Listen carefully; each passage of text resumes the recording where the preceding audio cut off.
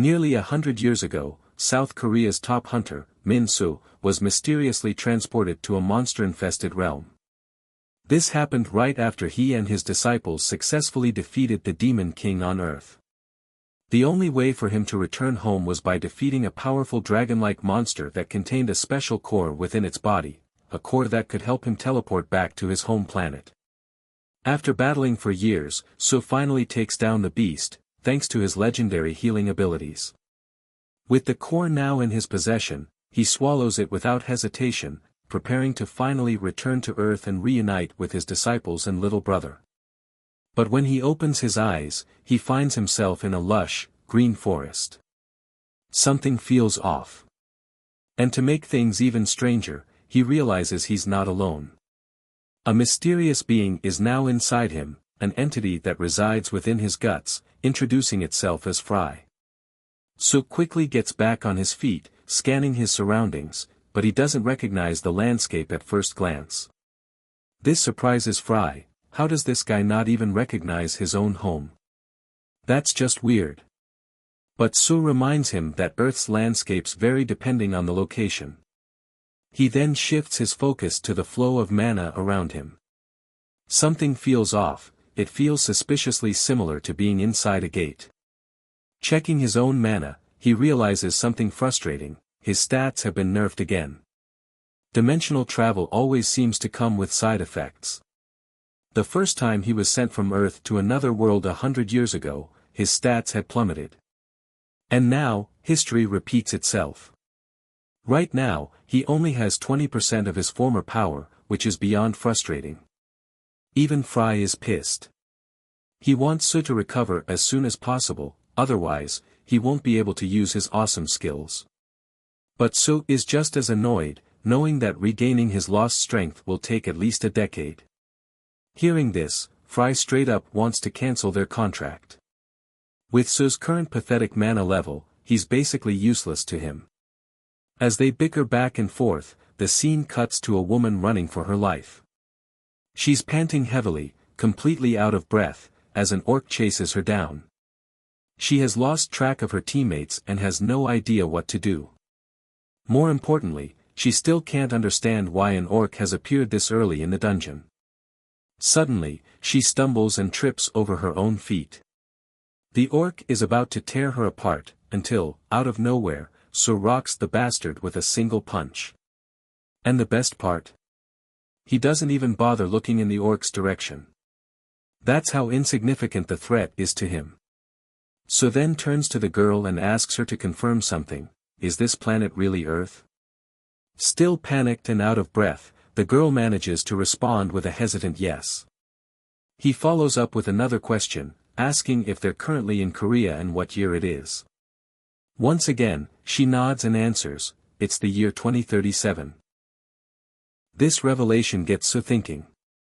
He remembers that when he was first sucked into that other dimension, it was 2027. If his calculations are correct, then 100 years in the demon realm was only 10 years on Earth. He then proceeds with another question: who is the current president? The girl answers, saying it's Choi Dae-soo. Soo freezes. He knows this guy. And judging by his expression, he definitely doesn't remember President Choi Dae-soo in good terms. He mutters all sorts of weird things under his breath, making the girl wonder if this lunatic is just role-playing as a regressor. Soo then turns back to her with yet another question. Since the flow of mana here feels off, he wants to confirm whether they are currently inside a gate. The girl quickly affirms this and further explains that they are inside the tutorial tower. Soo has never heard of this tutorial tower concept before, so the girl proceeds to explain. A few years ago, the tower appeared, acting as a gateway for hunters.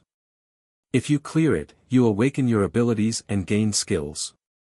The higher your awakening rank, the better your privileges, like getting recruited by the most powerful guilds. Naturally, everyone is rushing to clear the tower as soon as possible. Soo recalls that back in his day, awakeners simply got their powers without all this extra hassle. From what he understands, all he has to do is clear the tower to get out of here. So he asks the girl how long it usually takes. She explains that, on average, it takes about 8 weeks. But if you're highly skilled, you can clear it in 6 weeks. The current record holder is a second-generation genius hunter, Ryu Jivan, who cleared it in just 3 weeks. But Sue isn't impressed. Suddenly, they sense the presence of something huge nearby. Soon enough, a giant mutated tiger appears, a creature known as the troll tiger. The girl panics at the sight of the terrifying beast. Meanwhile, Sue is still lost in thought, contemplating the record holder. To him, clearing the tower in 3 weeks isn't impressive at all, it's way too long. But since his abilities have been nerfed, he's unsure if he can do it any faster either. The tiger licks its lips, ready to devour them. It lunges. But Sue, still deep in thought, doesn't even flinch. Without even looking, he throws a single punch. That one blow shatters the tiger's jaw completely. Finally, he reaches a decision. 5 days should be more than enough time to clear the tower. 5 days fly by.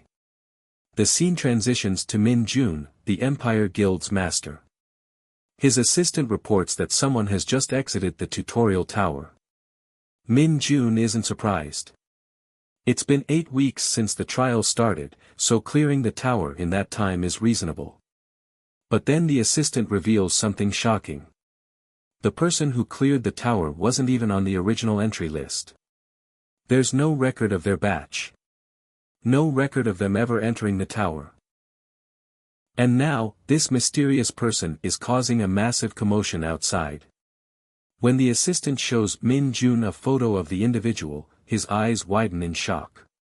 He recognizes that face. It's him.